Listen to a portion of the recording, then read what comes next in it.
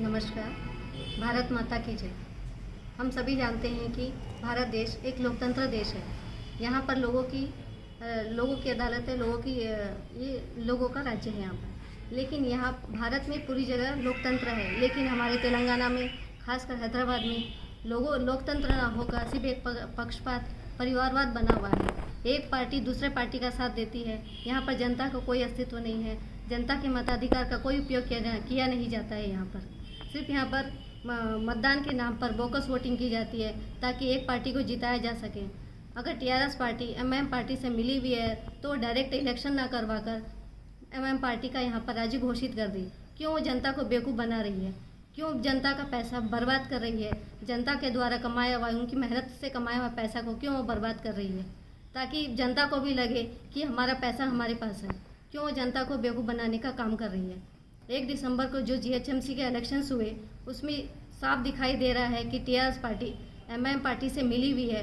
कैसे धांधली चल रही थी, कैसे रिगिंग हो रही थी। एक बूथ में जो 93% वोटिंग हुई है उसका जिम्मेदार कौन है? क्या हम नहीं जानते हैं? जो इंसान मर गया है उसकी वोटिंग हुई है।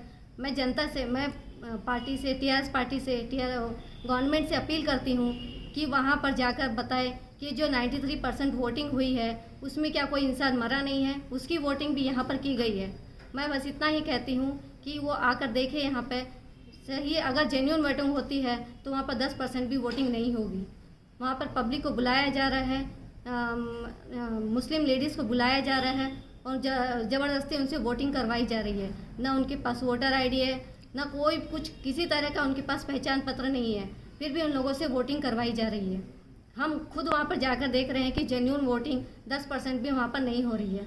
जब हमारे पोलिंग एजेंट वहाँ पर बैठे हुए हैं तो वो उनको मारने की धमकी दी जाती है। उनके साथ अभद्र भाषा का प्रयोग किया जाता है। उनको बूथ से निकलने के लिए कहा जाता है। उनसे कहते हैं आप चुपचाप बैठ जाइए, नहीं तो हम आपको देख लेंगे। लोकतंत्र देश है, फिर आप जनता को ऐसे धमकाते हो, ऐसे डराते हो, तो क्या जनता वोटिंग के लिए बाहर निकलेगी? क्या वो जेन्युइन वोट करेगी? तो इसका मतलब ये साफ है कि एमआईएम पार्टी बोगस वोटिंग करके इस पर ये छोटे से एक डिवीजन पर अपना अधिकार जमाना चाहती है। ये प्रेस करने की वजह क्या है? जो एक बूथ में 93% वोटिंग की गई थी उसके लिए हमने कोर्ट में अपील की थी ताकि इसका सही डिसीजन हमें मिल सके, लेकिन उन्होंने इसको भी नकार दिया और हमारे हक में डिसीजन नहीं दिया गया।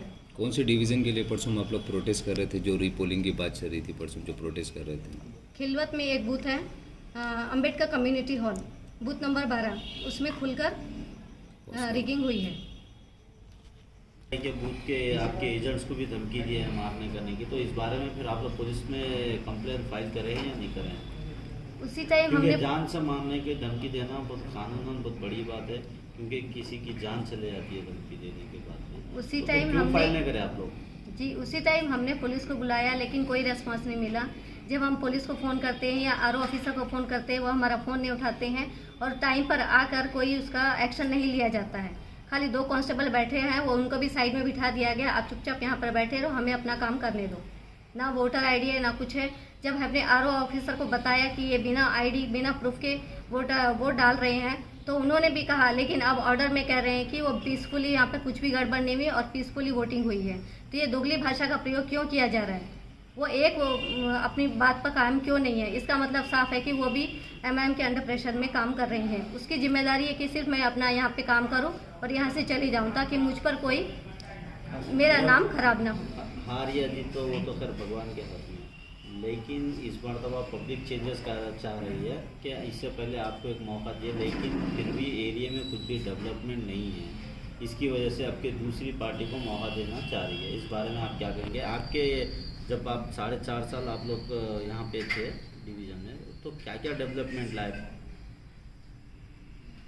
डेवलपमेंट तो काफ़ी हुआ है। यहाँ पे रोड की जो पहले हालत थी वो उसी में सुधार हुआ है। लाइटिंग लगी है यहाँ पर और जीएचएमसी का काफ़ी कार्य किया गया है। कुछ एक कार्य है जो हमारे पेंडिंग बचे हुए हैं और आगे हम उसको कंटिन्यू करेंगे। जनता से हम कोई शिकायत का मौका नहीं देंगे। कल परसेंटेज है, कल नतीजों को और ये सब जो एमआईएम पार्टी ने हमारे साथ किया है, रिगिंग की है, जो धांधलेबाजी की है, उससे भी हमें यकीन नहीं है कि कल वो जब काउंटिंग होगी तो वो भी जेन्युइन काउंटिंग होगी। मैडम, आप 5 से 6 पार्टी से जो जीएचएमसी में कंटेस्ट कर रहे हैं, लेकिन किसी की तरफ से डिमांड नहीं है रीपोलिंग का, सिर्फ बीजेपी कैंडिडेट्स की तरफ से ही डिमांड है। ऐसी क्या खास बात है?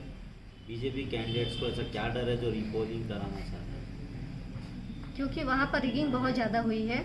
जब हम खुद वहाँ पर जाकर देख रहे हैं तो पब्लिक, जो जेन्युइन पब्लिक है, वो निकल कर वोटों के लिए नहीं आ रही है, तो वो अपने ऑटो भर भर के औरतों को लेकर आ रहे हैं और रिगिंग करवा रहे हैं। उनको डर है कि कहीं हमारे डिवीजन के हमारे हाथ से निकल जाए, इसीलिए वो रिगिंग करवाते जा रहे हैं। मैडम, आप ये कह रहे हैं कि रिगिंग हो रही है, टीआरएस पार्टी एमआईएम को सपोर्ट कर रही बोल के बोल रही। खुला केटीआर साहब ने ये कहा है कि एमआईएम से हमारा कोई ताल्लुकात नहीं है, हम बोले आप कैसा बोल सकते हैं इसमें रिगिंग कर रहे बोल के? आपका क्या कहना है इसके बारे में? कल रिजल्ट है, अगर कल आप जीत कर यहाँ से अगर आ गए तब आपका क्या रहेगा, एक प्रभाव कैसा रहेगा? मतलब अब मीडिया में तो कॉन्फ्रेंस आप करा रहे हैं, अभी कुछ भी रिजल्ट नहीं आया, कल रिजल्ट है।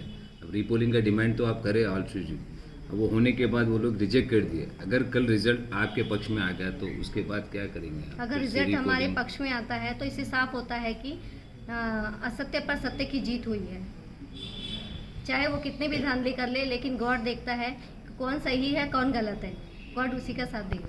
नॉमिनेशन से पहले ये बात सामने आई थी पब्लिक में कि रेणु सोनी जी इस मरतबा कंटेस्ट नहीं करना चाह रहे हैं, लेकिन पार्टी बोलते सो इस मरतबा ज़बरदस्ती उनको कंटेस्ट करवा रही है। ऐसी क्या वजह थी मैडम जो आप कंटेस्ट नहीं करना चाह रहे हैं? ऐसा कुछ नहीं था, हमने तो ऐसा कोई बयान नहीं दिया था कि हमसे दोबारा रिकंटेस्ट नहीं करेंगे।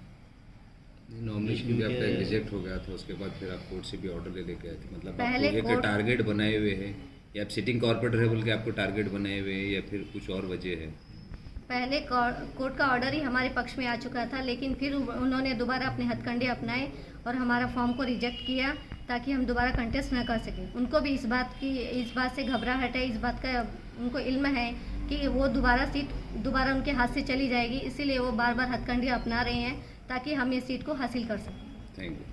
Fly USA, UK, Canada, Australia, Dubai. Umrah Packages. International and domestic ticketing and passport services approved by ITA. Supreme Air Travel Services. A trusted name in air travel services. Backside Hajj House. Contact 8855 556 786.